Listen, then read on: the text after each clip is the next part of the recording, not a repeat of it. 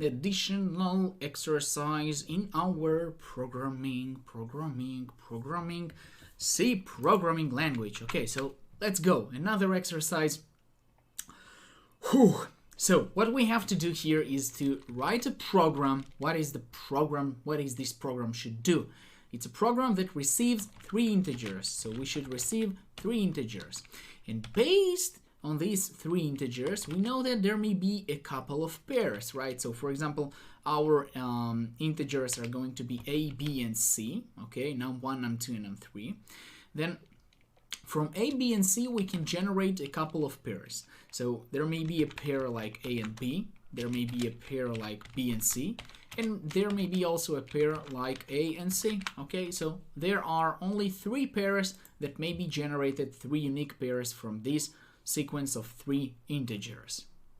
And basically what we should do is simply to take each pair and see if we can take either B and divide it by A without a remainder, or taking A and dividing it by B without a remainder. And do the same process for this pair and also for that pair. And finally, if we could find that each pair contained it has at least one value that can be divided by the other without any remainder, then in this case we should simply print something like, what was it, divisible, okay? Otherwise we should print not divisible. Okay, so that's just a simple exercise to practice your knowledge and your skills of using conditions, okay, and just some logic. So let's start by first of all, let's create the variables, read the values from the user, and later on construct our condition. So that will look something like this. So int, let's say num1, num2, and num3, okay? Or better say, let's go with A, B, and C, shall we? A, B, and C. So int A, B, and C, and in this case we are going to use printf enter A, okay? And then the user will specify A, and we will use scanf to read the value to A, okay? To A, or basically let's just use one scanf command to read all of them. So scanf %d, we'll have here 3 %d, once again, enter A, B, and C. Okay, that's what the user is going to insert, and in this line we will read all the 3 integers from the screen and store them inside variables A, B, and C. Awesome. So now that we have all of this information, let's start thinking about what should be the condition. So the condition is constructed. It's going to be a very long condition, so prepare yourself, maybe grab something to drink. Yeah, so the condition is going to do the following thing. We will check if we can divide B, okay? We'll take all the pairs, right? There are 3, a total of 3 pairs, and we will take, for each pair, we will test out 2 conditions. If B can be divided by A without a remainder, and also if it's not the case, we will check if A can be divided by B without a remainder, okay? And we will repeat this process in checking also for this pair and for the last pair. So how it will look like? Let's first of all start with a simple if. So we know that if A can be divided by B without a remainder, then that's okay. And if it's not something that is possible, then let's check if B maybe can be divided by A without a remainder. So if A can be divided by B without a remainder, or B can be divided by A without a remainder, then we know that this pair will return true, right? A and B will return true. So that's not enough to print divisible numbers. What we have to do is check also the 2 other pairs. So we will say and what will happen in the next pair. So if B can be divided by C without a remainder, and or C can be divided by B without a remainder, because even if one of them can be divided by the other without a remainder, that's also okay. And then if that's the case, then we need to check the third pair, which is if A can be divided by C without a remainder, or C can be divided by A without a remainder.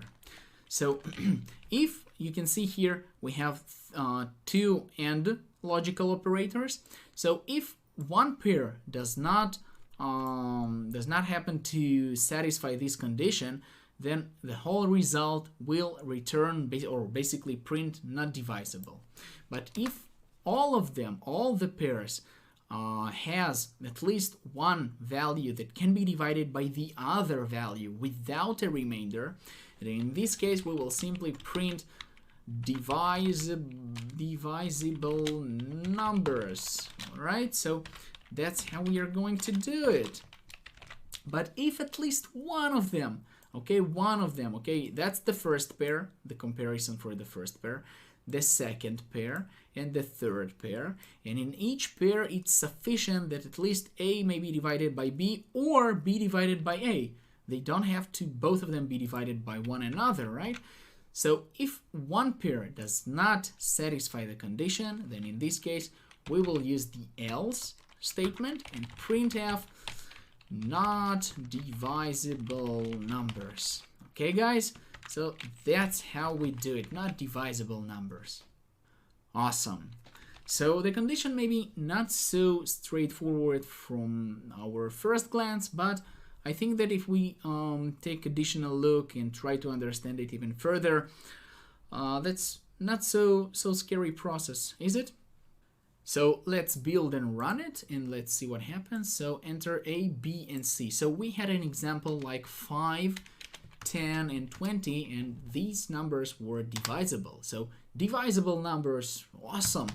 And let's use another example like 2, 4, and 7, where we know that 2 and 4 are kind of divisible. 4 can be divided by 2, but 7 is the odd number here and it's kind of problematic. So let's say not divisible numbers, okay? So you see that this program seems to be working correctly, but there may be some problem when doing the following thing. Let's try to build and run it, and let's see what happens. So let's say we have 5, we have 10, and we have 0.